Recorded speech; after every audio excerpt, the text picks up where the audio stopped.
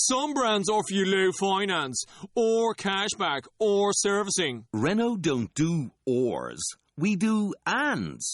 The Renault Kadjar with 1.91% APR and €1,000 cashback and 3 years servicing, saving you thousands. Renault, the brand with the ands. Visit your local Renault dealer. Finance is made under a hire purchase agreement. Terms and conditions apply. Deposit required subject to lending criteria. See Renault.ie. Hello, I'm mildly famous celebrity Jeff Clitoris, and you may know me from TV's What's That in the Bath, Angela, or 101 Things to Do with Dead Cat Meat. And I'm here to introduce you to a revolutionary new way to wash your private areas. The new, handy, angle-poised, rubberized, space-tested, ergonomically sculpted, highly polished, easy to wax, and with an urgent, modern design splay head attachment and 3 different sizes of groinal glove, it's the After-Movie Diner. No, that doesn't seem right. I don't mind pudding!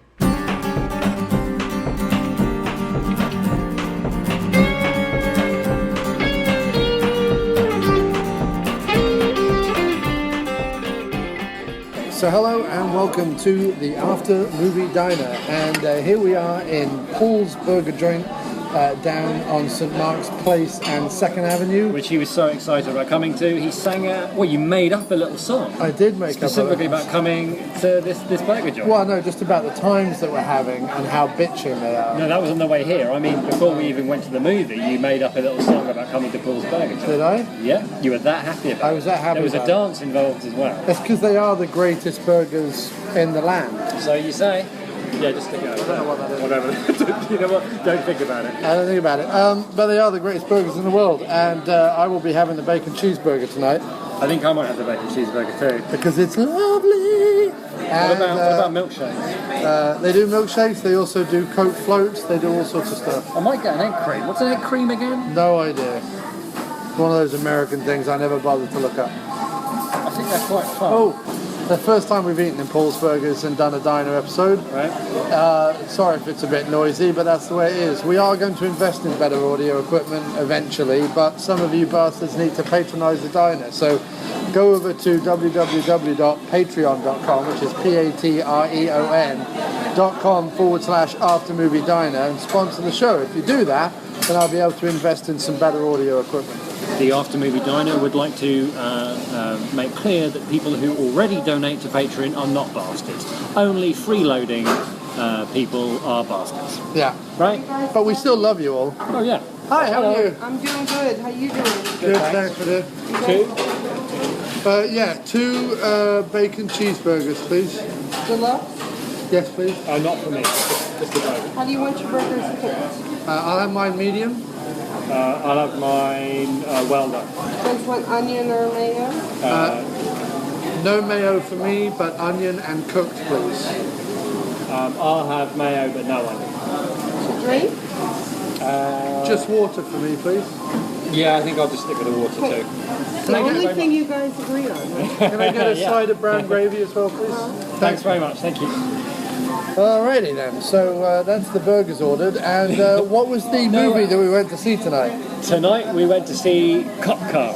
Yeah, the Kevin Bacon produced and starring Cop Car, written and directed by John Watts. And it was co-written by someone else. him, and Christopher somebody. Yeah. Not sure who. And I think you could. This is probably another one where you could tackle the plot because. Let's start off. Let's start off because we haven't talked about. Oh yeah. So yeah. Should you go see it? Should you go and see this? Yes. Yes. Yes. Yes. Yes. Yes. Yes. Yes. So much yes. Yes. Yes. You should go see it. Yes. Unequivocally. Yes.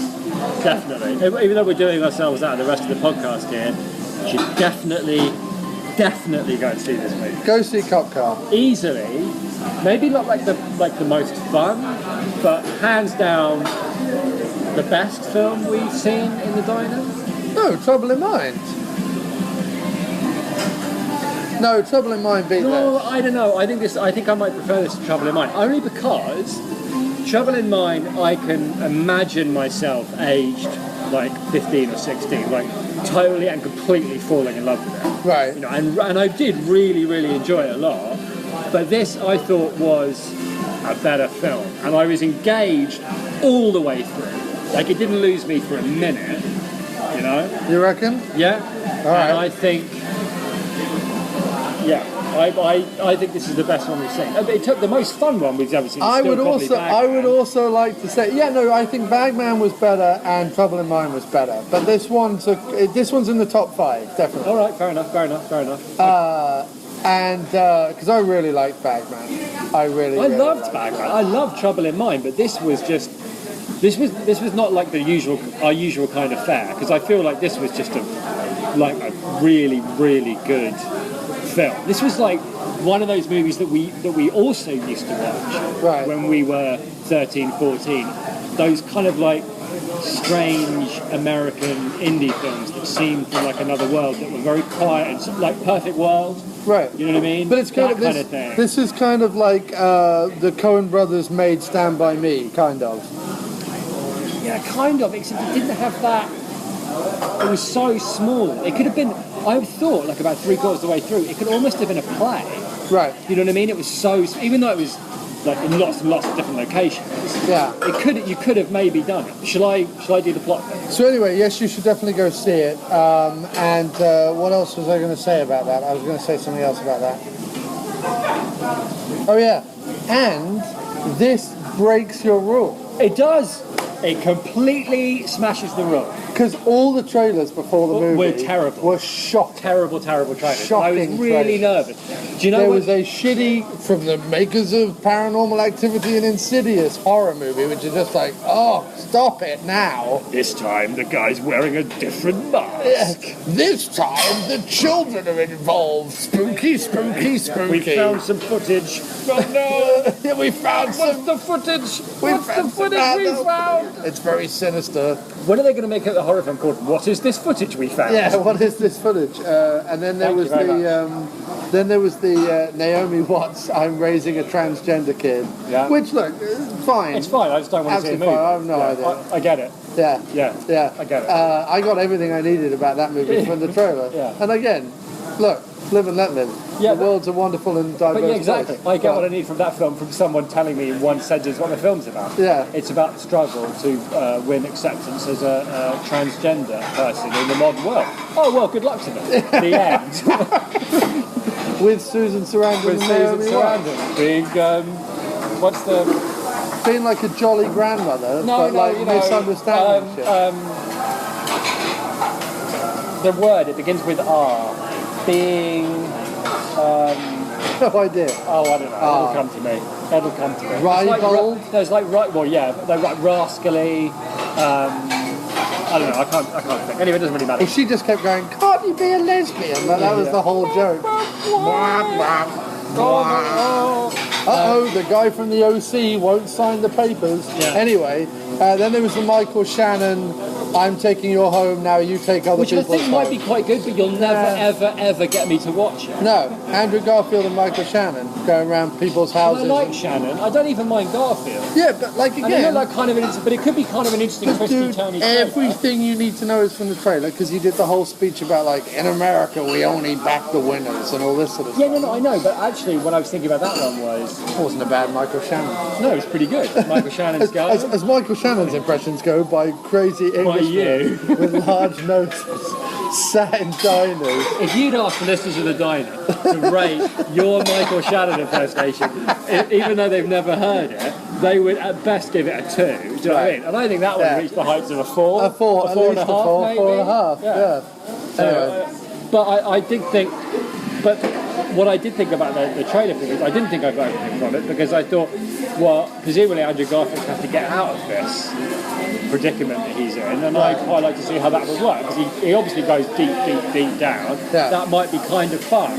If it was on like AMC or something, and I don't know, I was in hospital and I can change the channel, I'd probably watch it. So what you're saying is, if you were paralysed and possibly doped up on lots of painkillers, and you physically... If I couldn't move and there was no remote control, I'd probably watch it. I think and enjoy it. I'm just saying, it's like one of those films that now there's Netflix. You go, oh yeah, it's that worthy drama that's going to really depress me. Yeah, I won't watch that. I'll watch. Oh, Donald Pleasant in a subway. Yeah, right. You know what I mean, being like chased by cannibals. Yeah, one's got 5 stars, one's got 2.5. But I know which one I'm watching. Yeah. Yeah, so that's fun. And in the new James Bond film that looks just tiresome. Oh. Also, why are they like doing the trailer for the new James Bond film on literally every movie? Because normally what they do is you go see the big blockbuster movies, and they have the big blockbuster trailers, and then you go see the little indie movies, and you get the little indie trailers. Yeah. And when we were seeing all the little indie trailers to begin with, I was like, well, that's part of the course, because really, Yeah, they weren't bad, it's I'm never going to watch it. I think Cop Car's going to be a bit of a sleeper hit. I think it's going to be a bit of a sleeper hit. I think it's got the potential to be a bit of a sleeper hit. Well, I haven't even read any reviews, I'd never even heard of it, but it was really terrific. Kevin Bacon was unbelievably No, I good. tell you what it was one of So those was films. Shea Winningham. It was one of those films when... Is he Winningham or Whittingham? I don't know, but yeah, he was brilliant. He's brilliant. Yeah, but it was one of these films where we'd be 14 or something, and we'd have seen, and I'm just saying... I wish I was still 14. Right, tell me. But we'd have seen, like, Tremors or something, and all of a sudden, like, Kevin Bacon is, like, the best thing ever. Right. And then we're in Blockbuster, and we go, oh, look, a new Kevin Bacon film, and we take this back, and then we'd be like, you know, and it would be that kind of movie. Yeah. So, okay, you can do the plot on this. I'll do the plot. Okay, so the plot is... Right. Two kids running away from home. Semi-seriously, I think. Yeah, we don't really find out why they're running, but there is mention of like a stepdad. There's a mention of a stepdad, and that's kind of in there, but they also seem very upset when like the families get threatened later on. So you feel like they didn't really care, they wouldn't get upset, they wouldn't be scared. Right. Because he doesn't threaten them, he specifically threatens what they've left behind. Yeah. I think is an interesting way of saying, well, they were never really serious. Right. They just walk and walk and walk. And also saying that the guy has this limit where he's like, well, I'll kill animals and I'll kill old people, but I'm not going to kill kids. One of the reasons why it would be so affecting if we saw it when we were younger, and it's still affecting now, is it was one of those American films that set, in this case in Colorado, and you just get the epic scale of the nothingness. Being able to walk all day and not come across anybody. To be fair, and to really lose yourself. This looked like, if it was shot in Colorado, it looks like eastern Colorado. It looks like past the Rockies as you're just about to go into Nebraska. That's where it looks. It's like there's tumbleweed and... Because western Colorado is, obviously you've got the Rockies, very mountainous, and it's also very lush, because like it's lower down, but like the high plains off eastern Colorado, that's what this looked like. You know what? That should put the critics of our geography, a lack of geography on the After Movie Diner, right? In their place. Yeah, it was. Because I tell you what, I read an iTunes review of the After Movie Diner. Not enough geography. Not enough specific knowledge. But what about the topography? And what type of trees were there? Was there tumbleweed? We don't even know. He's just not mentioning shrubs enough. If only he was mentioning shrubs. Why is this not after the garden centre? After movie garden centre? Not enough shrubbery diner, more like. Not enough fern-based knowledge. So anyway, we both went on. So two kids running away. Right. They walk all day. Yeah. And through nowhere, just through and like plains, but also kind of like occasional like woody bits. Anyway, they come across a cop car. Seemingly, they don't know to start with, like what it's doing there. Right. And after a while, they realise it's been abandoned. Oh, magic! Oh, that's great. Thank you. You know what? Thank you. Oh, fantastic. Look at that. And the beakers as well. Thank you very much. Thank you. Thank you. And a what, Chief? And the beakers while my guitar gently weeps. Oh, nice. Wow, look at this. This is brilliant.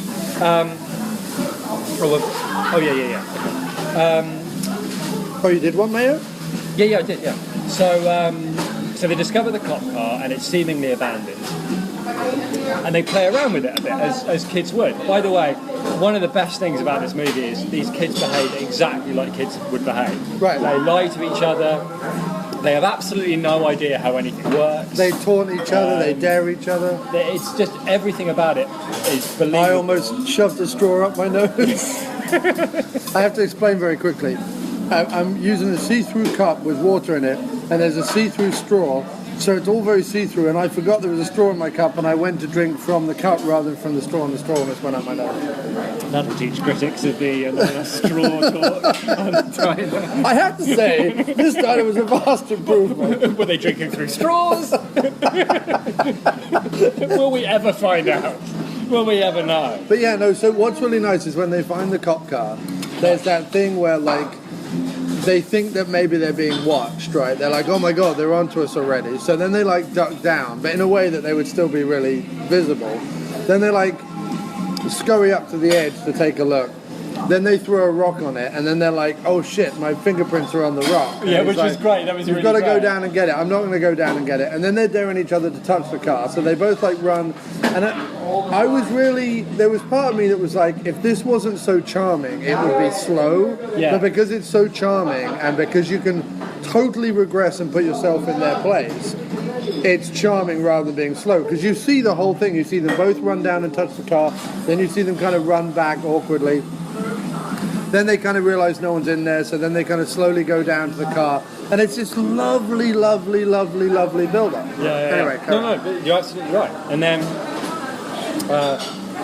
inside the car, this burger is amazing.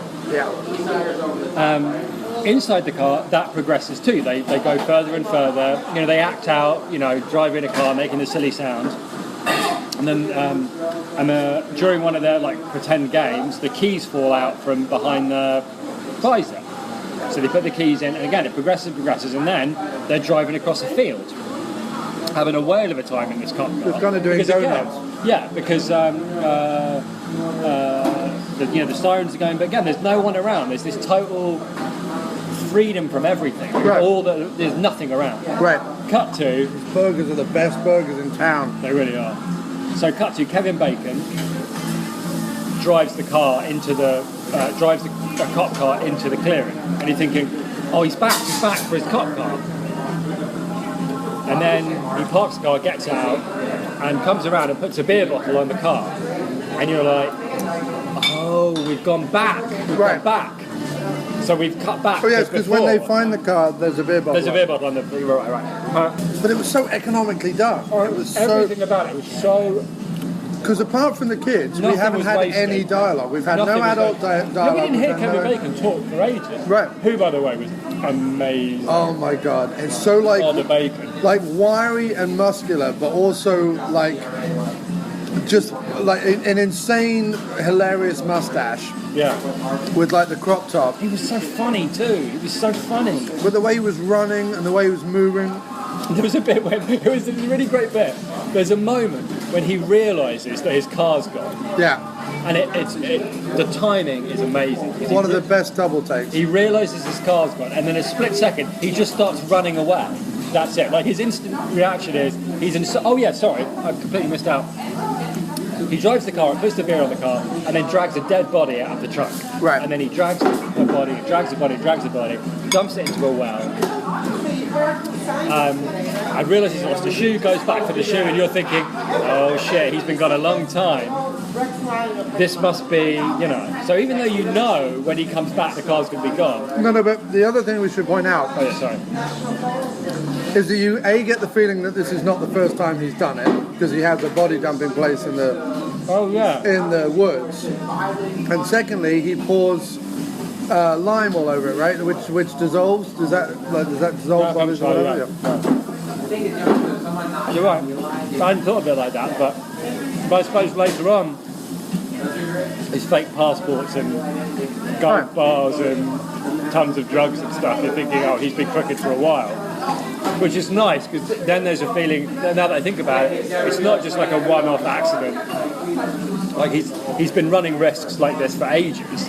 Right, and I'll tell you what he's been doing, if you put it together. Oh yeah, okay. He's been knocking over drug dealers, like he probably has convinced himself in a little weird way that he's doing like moral work or something, but he's also a scumbag. You mean he's stealing, like he's stolen drugs and he's stolen money and he's stolen all this stuff, so he's clearly like knocking over criminals, and instead of like arresting them and having to go through all that, he's just using his position of power. There's also definitely a feeling of there's never any question that he's a bad guy. That he's a scumbag. He's a scumbag. There's a bit where he goes into his house later on where they really fleetingly go past some framed pictures of him, his wife, and a couple of kids. And they're obviously nowhere in the picture. They're nowhere inside because he's got these two crazy dogs inside the house. Yeah. It's like no parent. No and him when he's like slightly on the edge of frustration, picking up a twatty little pot plant and dropping it was hilarious. Anyway, I guess I'm going through it like shot by shot. But it's all right, but it's such a good movie. Basically, the idea is that the kids are driven away with one of the dead bodies in the trunk, and Kevin Bacon, the corrupt sheriff, has to figure out how the bloody hell he's going to get the car and the body in the trunk and back and save his skin. And the kids have no idea, and that's basically the story. Right. And it just escalates. But in a tiny, tiny, believable way. Yeah. Where the stakes for the kids go from, they're totally free and they don't care about anything, and why would they? As soon as they've stolen the car, they don't even care anymore. But as soon as they're caught, it's worse than they could possibly imagine. Because what's beautiful is when they're caught, they don't even matter. They're nothing more than they might as well have been like a cat in the back, or it's of no consequence to Bacon and the drug dealer and the car and what's at stake. They are completely irrelevant. They just happen to be there. Right. They're going to be something that will be taken care of by one or the other at some point. You get the feeling that if they had been able to just give the car back to Bacon, if he hadn't, he probably would have let them go. That would have been it. Right. In fact, the only thing that I thought about the whole movie is, rather than locking them in the back seat, why you wouldn't just let them run free? Oh, you mean the guy? No, why wouldn't you just let the kids go? You mean the drug dealer guy? Either one of them.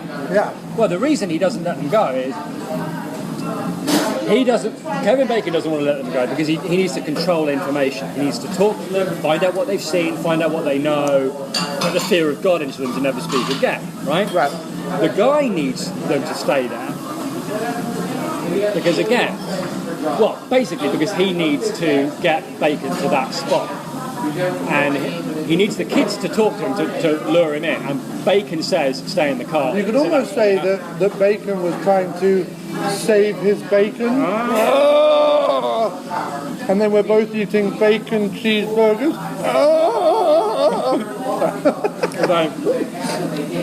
I don't know why we're making that noise. I really, really love the shit out of this movie. There wasn't anything about it I didn't like. Well, the kids were really good. They were amazing. And what was great was they didn't have bolted on personalities. No, they weren't theatre kids. I'm the nerdy one. Oh, I'm the smart ass one, or I'm the adventurous one, or whatever. They were just like kids. They didn't really have personalities. But they had. One of them was a bit more daring. That's what I mean. You had the idea that one of them was, and this happens. Look, this happened with us and everything. The power, if you remember, you, me, and John.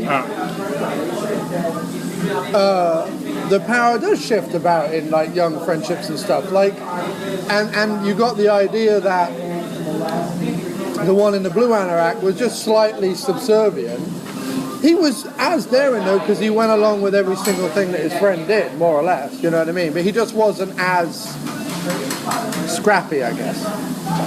I think he was. If I had to define their characters, I'd say one of them was loyal, right? And one of them was the rascal. Yeah, one of them was cooler than the other. Yeah, one of them was the rascal that would always make the first move. Right. But the other one was the one that remembered to bring a Slim Jim with him, and knew about pickpockets. But that was it. But there was a bit where the daring one was scared and didn't know what to do, and the other one had an idea and was a bit more calm. And there was they were like beginnings of personalities, like kids really are, and they talk like kids talk. Yeah. And they like every action they took was totally believable. You know? Yeah. You've got a feeling like these kids were either ones that the director knew, or that they just rocked up in Colorado or wherever they filmed this. Right. And I think maybe they filmed it in New Mexico because, A, it looked a bit more like New Mexico, and secondly, I think there's some tax break you can get for filming in New Mexico. There's a whole bunch of movies filmed in New Mexico for other states. It's true, but I don't know why, under circumstances, like there's no... it's not as if there's like a backdrop of Rocky Mountains or anything. You know, it could have been filmed anywhere in Middle America. So I feel like wherever you're going to set the movie, particularly low budget movie, you just like set it wherever it's going to be. Yeah. I mean, maybe I'm wrong. You could be right. No, I'm just saying, I think that they rocked up in the town and they probably just either did auditions at the school or whatever. They just seemed like they weren't... Precocious. Yeah, they weren't theatre kids. Yeah, you're right. There was no hint of precociousness about them. They were real. Bacon was terrific. The other guy was proper black comedy brilliance. Like one moment, like just a figure of fun and like a clown, and the next a scary like blood-caked bogeyman, and I totally believed him as both people, you know. Yeah. Well, one of the best shots. In fact, was, you know when he was in the trunk. Yeah. And he opened up the trunk, and he's there, and he's whining and crying and pleading for his life, and his eyes are closed, and he's covered in blood. And I didn't know who he was necessarily.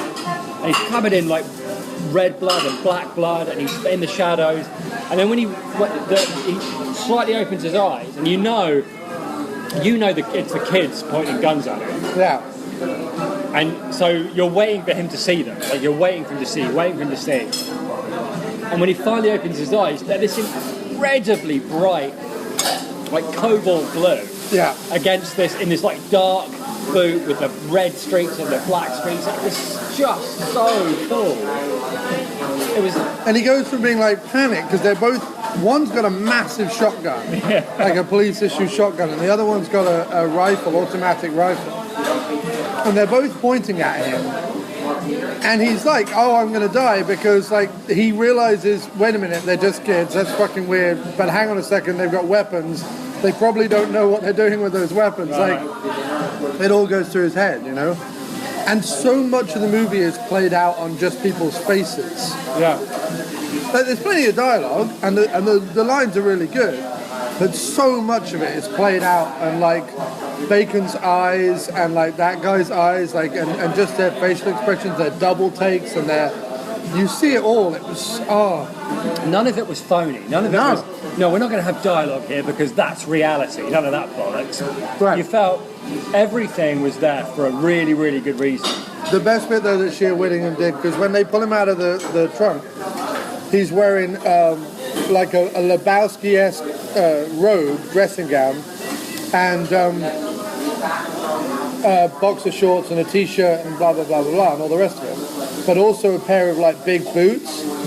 Anyway, he's trying to find a good place because he's got one rifle and one shotgun in either hand, and he's locked the kids in the back of a police car, which of course you can't open from the inside. So they're watching him run about outside, trying to work out whether he's going to hide in the shrub brush or hide behind the telegraph pole, or what's he going to do. And one of the kids goes, what's he trying to do? And he goes, I think he's trying to hide. He's really bad at hiding. And then it plays out. And then while he's running around still trying to hide, the other one goes, why does he need both the guns? And the other guy goes, he's a gun hog. It was so funny. Like that sequence was so good. And the end, with him driving the cop car with the kid in the back, was like my heart was in my mouth. Yeah, completely. And in the dark too, not knowing how to turn the lights on was such a cool idea. It was so good. I enjoyed it start to finish. It was one of those films where I knew I was going to like it from the titles, because there's one of those title sequences that was Kevin Bacon, other actor, and other actor, written by these guys, directed by this bloke, cop car, and then it was the film. Yeah. And the way the every title came up was just like cool kind of sleazy, almost like jazz kind of, you know what I mean? Jazz bluesy. Well, like, it was the lights from the end. oh, was it? That's what it was. The shimmering on the letters was the lights at the end, because the very last shot is of the siren lights, the police lights, the blue and reds going on the road, flickering up like that, and that's that's what what made the red and pinky, purpley letters. Well, I'm gonna have to watch it again at some point, clearly. Yeah, because I missed quite. I would say that if I was, although I did, of course I did pick up that Stranded and the Colony double Blu-ray for $5. Oh my god, I can't believe it. Because I was like, if it was a $5, but it's on Netflix. I know, but I was just a little bit sentimental because we did them on the diner, Yeah, and it was fair some enough, of the fair earlier ones that we had done and whatever. And I just kind of wanted. I just looked at it and I went, I should own that. If anyone should own that, I should own it. So anyway. But of all the other movies that we've done, the two that I would own in a heartbeat would be The Bagman and this. Yeah, agreed. I would want to watch this again. And do you know when I would show it to... I wouldn't necessarily sit and watch it very often, but when people came round, I'd go, you have to watch this. Yeah, okay. For either movie. Yeah, and I wouldn't mind watching it again. It was very similar to Trouble in Mind, because it really did make me feel like a teenager again. Right. It reminded me of those movies, those indie films that seemed to be everywhere when we were teenagers. And I'm assuming they're probably everywhere now, because I guess there's like at the time it seems like whatever you're watching is current to you, but actually you're picking from like a 15, 20 year, Right. you know.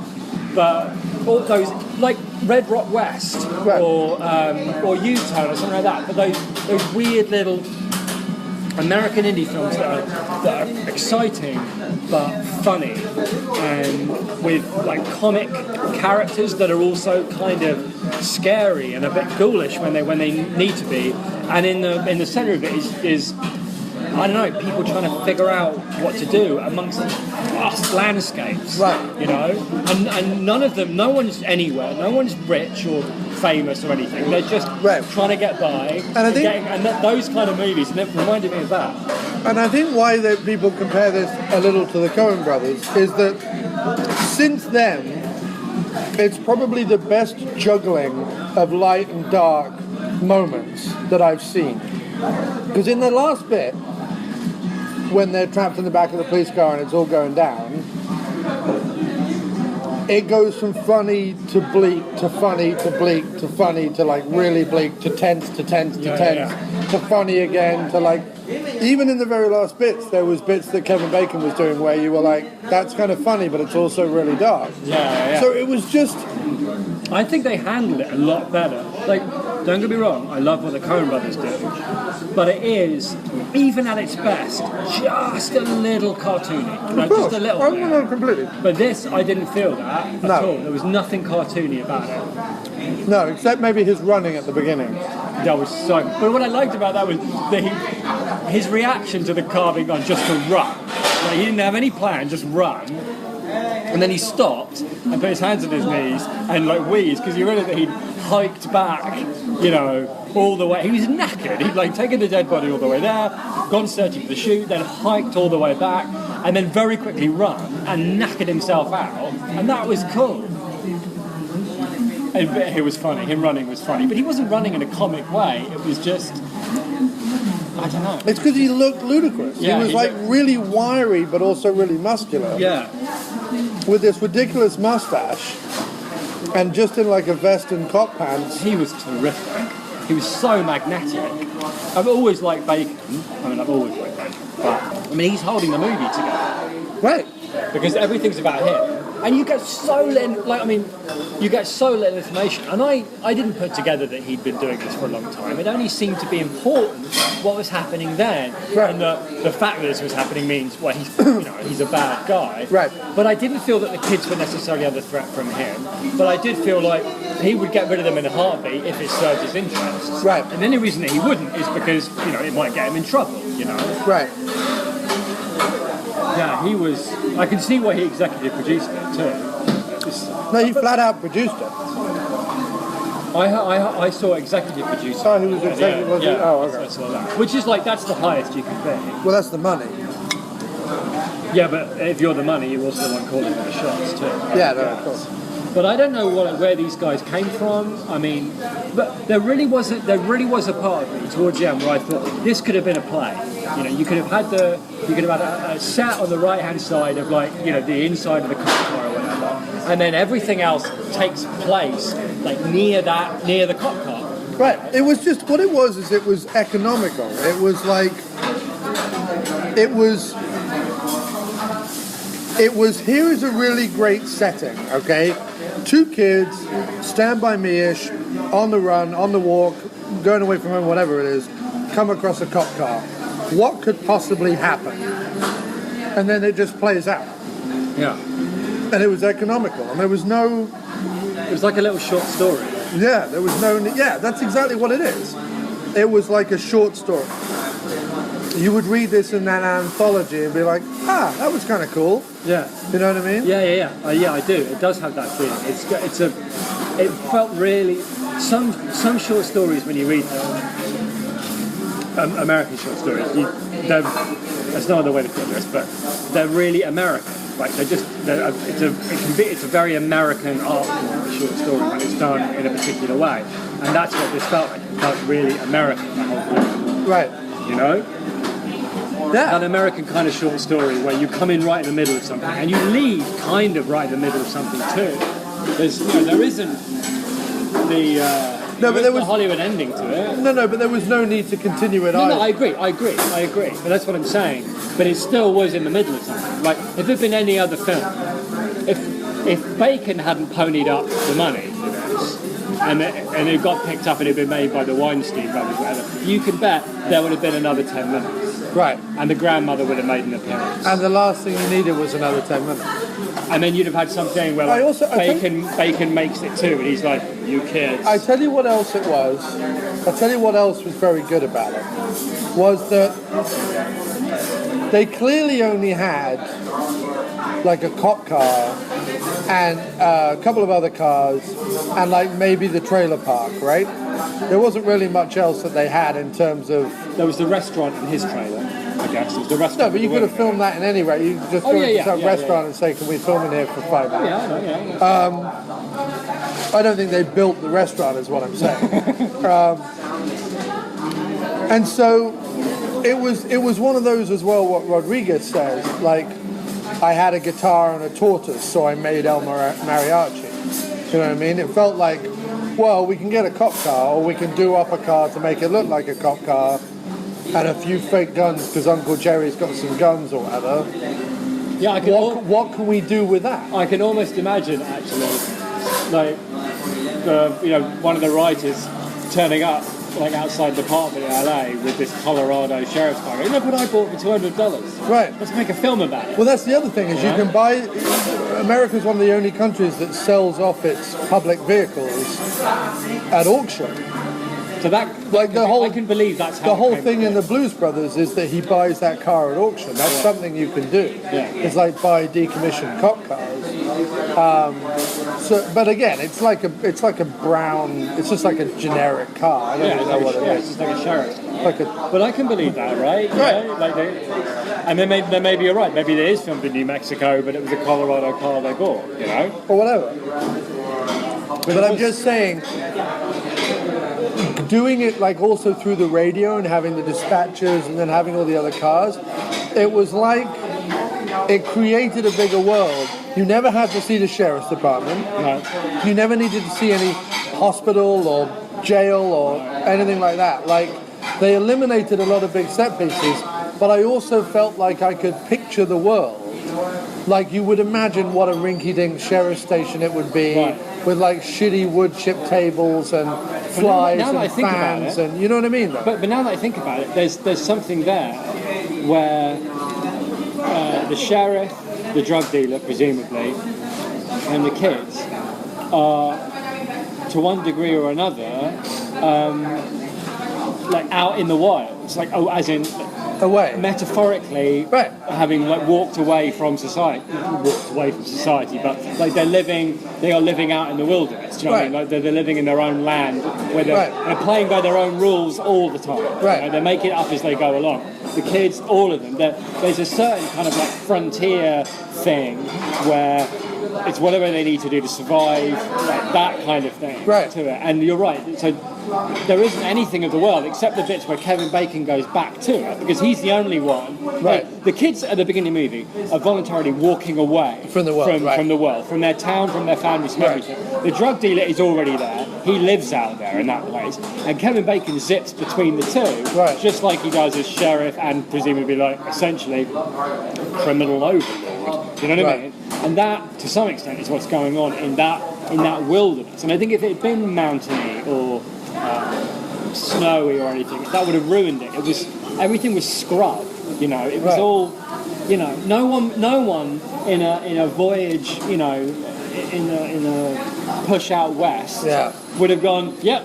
Let's put down roots here in this fucking scrub land. And I think that people who are listening to this specifically for the topography, I think we are really getting to something here with Well, I the think metaphorically- American land as a metaphor, As metaphor. for. You're right, because the topography / film fans finally we're tying them together. popular diner listener Right. topics together. Somewhere there is a gentleman, probably named Jeff, sat on his chair, who's just gone yeehaw. He's just taken his pipe out of his mouth. He's just gone, no. And he's allowed himself just a little smile. No, I don't think he's not like an English It's guy. Wednesday. He can safely. You think it's an English guy? I was going to picture like some guy on a rocking chair somewhere in Colorado, Iowa or somewhere, right? just like rocking back Des Moines, and forth. maybe Des Moines, Iowa. And no, out in the prairies. All right, okay. And we've started to mention shrubland, and he's. His ears got are his- perked up.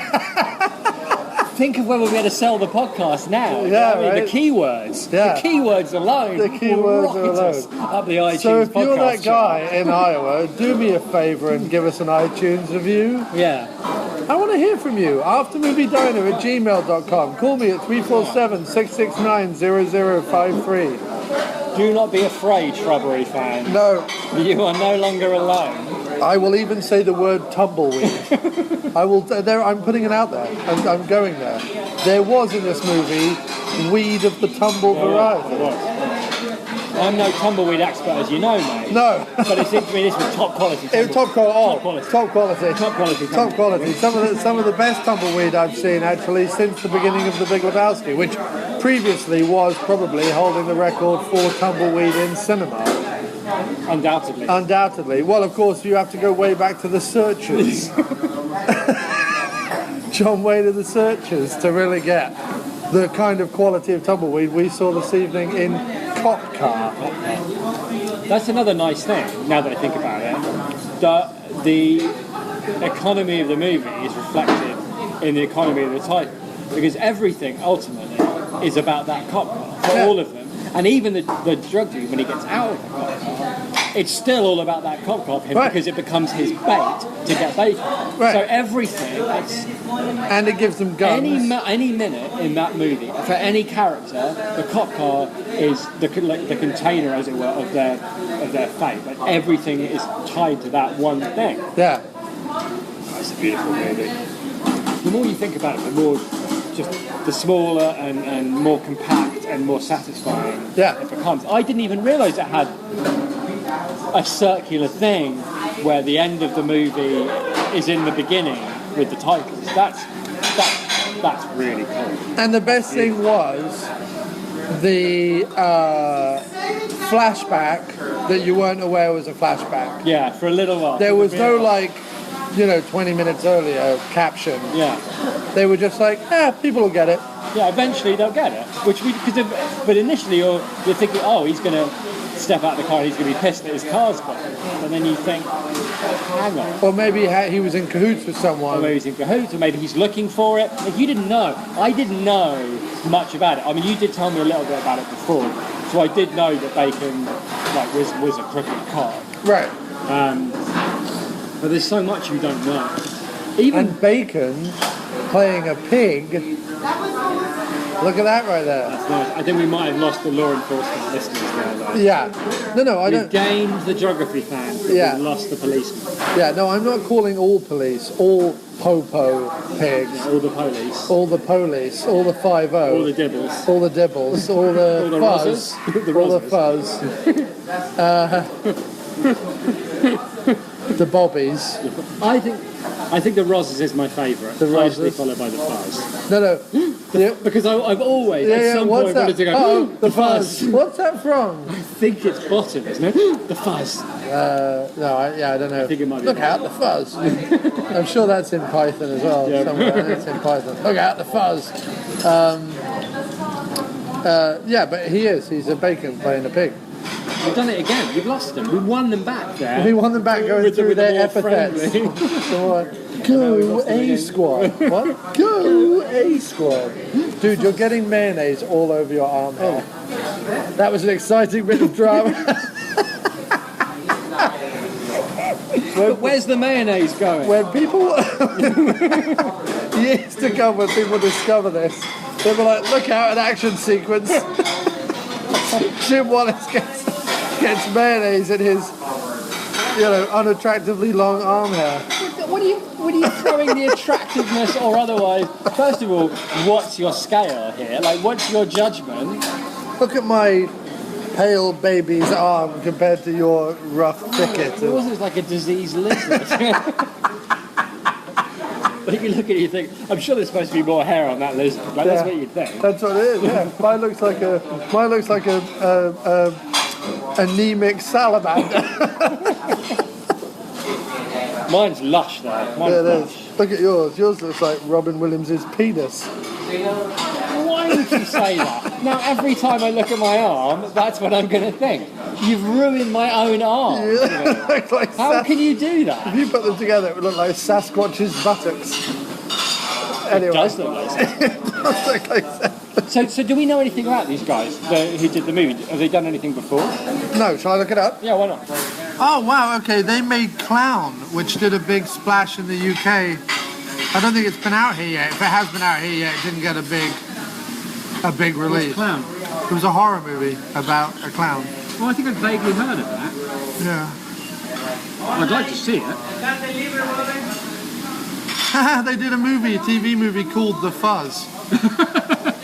Thank you very much. So it looks like, they did some short film stuff. They did some TV stuff.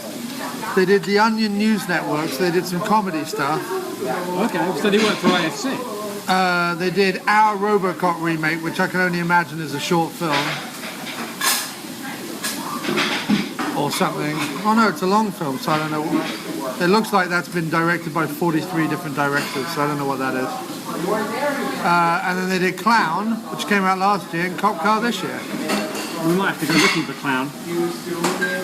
Maybe you can see... Oh wow, he's doing the untitled Spider-Man reboot. I told you Marvel were going to get hold of him. They Yeah. went with Sheriff, but it could just as easily have been children. And in this case, because Spider-Man's going to be a young kid, Yeah. God, they get them all, don't they? You make a... When you're ready, you pay right up front, okay? Thanks so much. So in other words, you make a good film now. Yeah. Marvel will find you, Yeah. find a superhero that's a bit close to the thing you did, and Yeah. get you to make it. Like they did that with the woman that did Selma.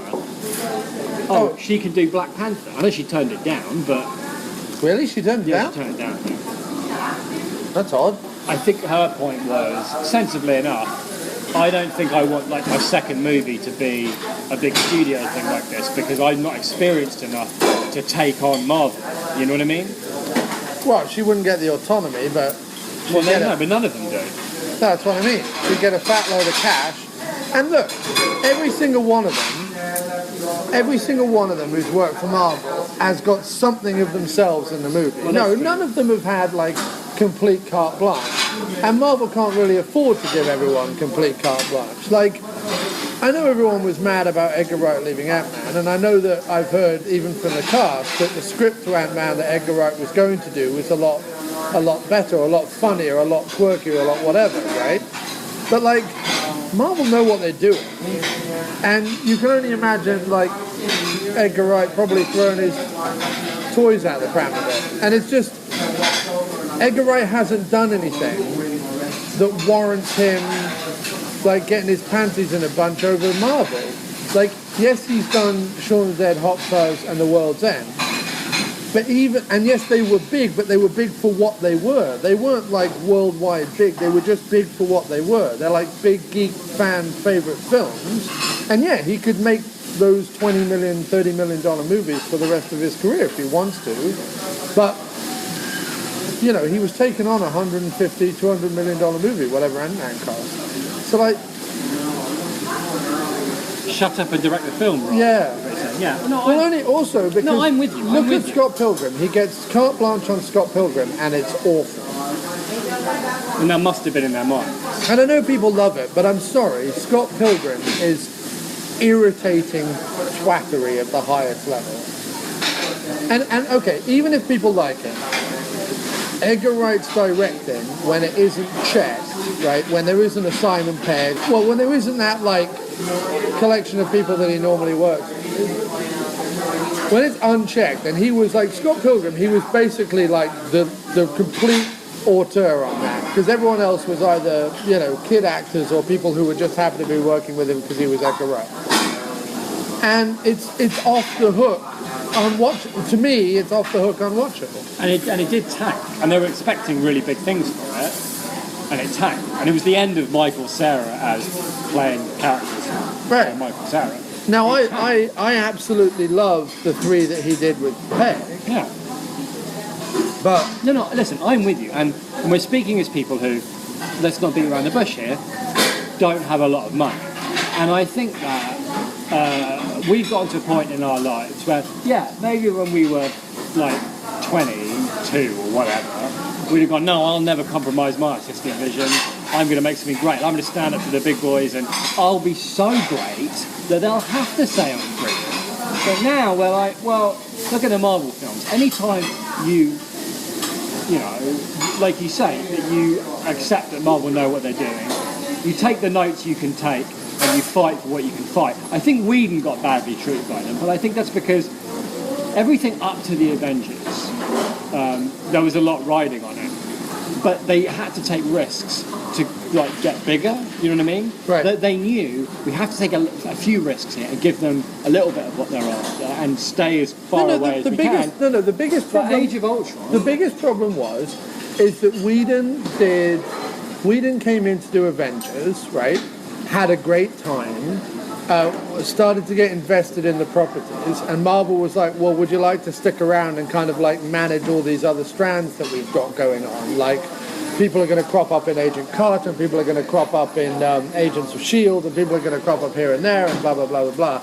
Can you kind of like manage all that stuff for us? So like Whedon was then horribly extended for the whole time that he was in Marvel, and then when it came to Age of Ultron, I think Feige came to him and was like, okay, in Age of Ultron you need to do A, B, C, D, E, F, and G. And while you're at it, could you juggle some poodles? Right. And I don't think it was that they didn't want to be working with Whedon anymore, because they clearly did. I think it's just Feige used Age of Ultron rather than a sequel to the first movie, because really Iron Man 3 is a sequel to the first movie. And Captain America 2 and other things. But rather a dumping ground to use a springboard for Phase 4 or whatever phase we're in now. Because I think that Age of Ultron he's like, well, it's going to be a success anyway because it's the Avengers, so everyone's going to go see it. So let's just dump all the shit we need in there and not worry about probably what Whedon was worrying about, which was all the like characters. Yeah, like, is it going to be any good or not? Right. And also the other thing they did was they told Whedon's brother to go make Agents for S.H.I.E.L.D. and they told Whedon to like do a bunch of stuff with S.H.I.E.L.D. in Avengers, and then with the second movie after the Avengers, Captain America 2, they let the directors and writers of that destroy S.H.I.E.L.D. at the end of it. And then Whedon was like, hang on a second, we just set up a TV show called Agents of S.H.I.E.L.D. So I think that kind of also pissed him off. Yeah, fair enough. So I think the lesson here is you'll do fine, director of this movie, yes, in the Marvel world. And I'd quite like to see his Spider-Man, because I think doing him as an actual teenager rather than, I know I'm 24, but shut up. Right. Really, I'm 15. Actually having him as a 15-year-old. And if there's one thing, now that I think about it, And now I need to see thing, Clown as well. no, we definitely should see Clown. I would be interested to see if what he's got going on with the kids here, i.e. what we were talking about, like that they are not quite formed yet, that they are impressionable, and they are, as they're going, they are making decisions about their life and who they're going to be. Like every decision they make at this age is going to inform who they're going to become. And if you do that in the context of like a Spider-Man mythology, that could be really interesting. Instead of it being like, oh, I'm a really cool spider, but also, oh, I have to help people. It's just dull. It's been done to death. But if it's every decision I make now is a moral one, so do I help people or do I do things that I think are cool and help myself? That could be an interesting way to do the. I mean, I'm do still. the thing. After the. I don't think Spider-Man's really been done right by anyone. No, I agree. I think you were right when you said Tobey Maguire made a good Peter Parker and Andrew Garfield made a good Spider-Man. But neither of them. But neither of them were right altogether, and neither of the film. The first film was pretty good because I watched it again. Actually, it's not bad. Garfield's first one. No. Raimi's first one. Raimi's first one's fine. I didn't even mind Garfield's first one either, although I was a little sick of it. Do we really need to reboot this? Like, does that really need to happen? Yeah. Do we have to see like Uncle whatever his fucking name is getting killed again? Right. Yeah, I feel like all the reboots though. I think superheroes are like Mickey Mouse or like Ronald McDonald or whatever. We all know like what they stand for. Let's just fuck on and go. You need to hear like Dan Harmon had a really good rant about like things I'm not allowed to complain about because I'm rich and I'm fine. But it's a superhero movie. Make your thresholds early. I don't need to sit around for an hour and a half, until Captain America realises he's supposed to fight Nazis. Fuck you. I know what Captain America is. Just make him do Captain America thing. Yeah. That's what I'm here for. So I feel like you're very much. When I heard that, I was like, yeah, crosses in will make your thresholds earlier. For sure. I don't need to be told that Superman's home planet blew up and he learnt wise old stories from his surrogate father. Fuck that Superman. But anyway, one of the reasons I think that this was an affecting movie, and maybe this is to do with like the world we live in now, where cinema going and certainly cinema going tends to be like the big, it's Jurassic World. Like, what you're going to get? Marvel, Jurassic World, Mission Impossible, whatever. Not that they're not good, because I think one thing that has happened over the last 5-10 years is they've learned how to do blockbusters that are at the very least entertaining. They're not the big empty messes that they, can sometimes be. But what's been lost are those mid-level, like, surprising pictures that you catch. And sometimes you get them on Netflix, for sure. Like, they are there, but... And that's what we're trying to do here, is we're trying to find those movies. That feeling of...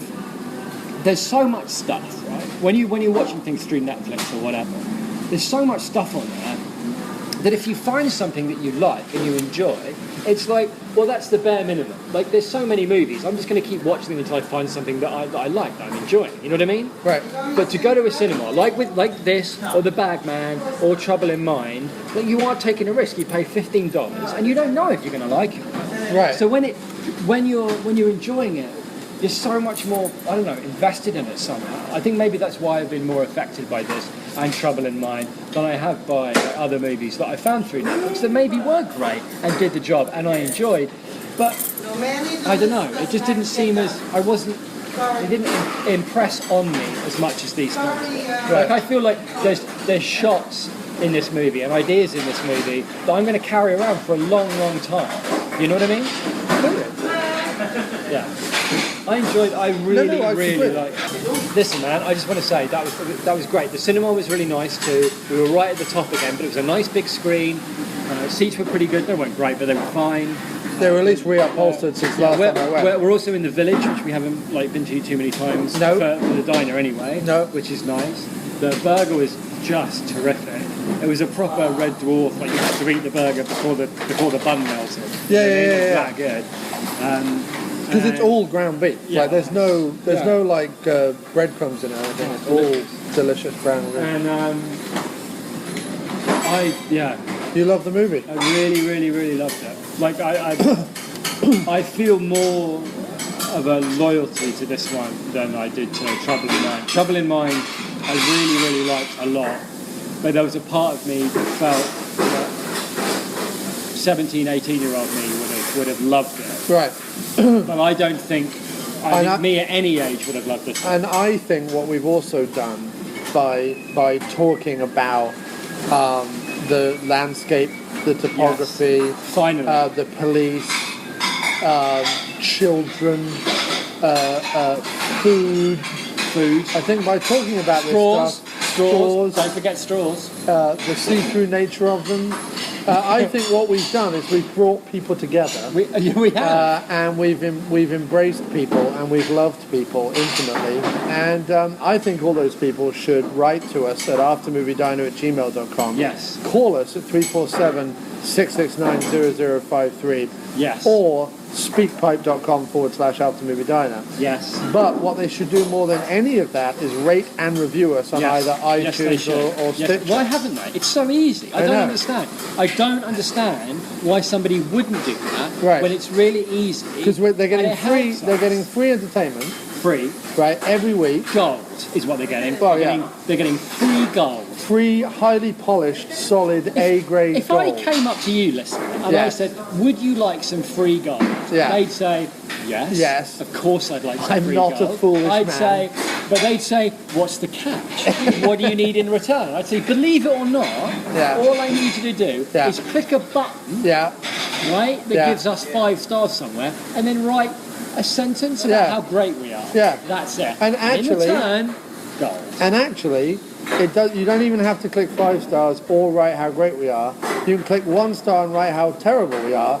It all helps. Is that true? It is. Whatever you do on iTunes Rate and Review, it all helps us shoot up the charts. Please help us shoot up the charts. Yeah. How are people going to know whether the Scrubland is believable in their movie? I know. If they don't tune in, how will they know whether they've got the authentic tumbleweed? Right. So anyway, please rate and review us on iTunes, Stitcher, Spreaker, YouTube, wherever you find us. Please rate and review us. And if you don't have an iTunes account, go to TalkShoe and find us on TalkShoe and rate and review us on there, because you don't need to put in your credit card details or anything. You can just rate and review us. Yeah, wherever you're downloading it from. Yeah, rate and review. If you're listening to us on YouTube, you can write comments on there and click like. Comment, if you're on TalkShoe, you can rate with stars and comment, because I've done that. And if you're on iTunes, well then of course you should be doing it, and you just should do it, because everybody who's listening, right, they have a bored 5 minutes, right? You know what I mean? They're on a bus, they're waiting for a train, whatever. They're bored for 5 minutes. Because they're listening to us. What shall I do with the internet? They're listening to us. Yeah. There's this internet. It connects me to everything. What shall I do? Rate and review. This is what you should do. Rate and review. And afterwards you'll feel a little bit better about everything. Yeah, and we'll stop having to go at you in such a horrible way at the end of the show. And tell you what, if you write to us, or if you write some nifty reviews, we might even read them out. Yes, we Live will do at a diner. We will do that. Yeah. Yeah. They don't even have to be complimentary. Slag us off. Yeah, talk about how crap we are. Do you know what you Does didn't Jim do? have to keep talking about plots? I don't care. I don't care. Just tell us with their explosions. Yeah. And you didn't have chamomile tea tonight. No, I didn't. I didn't feel this was a chamomile tea kind of It's not. We need to get pictures and then we need to get out of here. Oh yeah, good point. All right. These lovely people would like to go home, I think. And we're taking the call. All right, so that was this week's After Movie Dino, and wasn't it a fantastic episode? And I just wanted to use this opportunity to say a huge shout out and a big thank you to Ben Davies for his fantastic donation to the show this week. Thanks so much, Benj. That's really generous of you, sir, and very, very cool. So thank you ever so much. We'll be putting that towards something very groovy in the near future. And to play us out this week, it's just a demo that I wrote this week. I think the tune will probably change, as to me the tune is a little generic, but I kind of liked it, and I kind of like how this demo sounds, so I thought I'd stick it at the end of the show, as I don't want to keep playing tracks from Bad Time Banjolele, because I want you guys to go check it out over at miskplumbingfixtures.bandcamp.com. That's plumbingfixtures.bandcamp.com. So I'm not going to keep playing tracks on here. Why don't you go check it out for yourself over there? That's Bad Time Banjolele. It's one of the best things I've done, I personally think. But to play us out, as I said, here is a demo that I wrote this week. So this is one of my latest songs. Thanks ever so much for listening, and have a great week.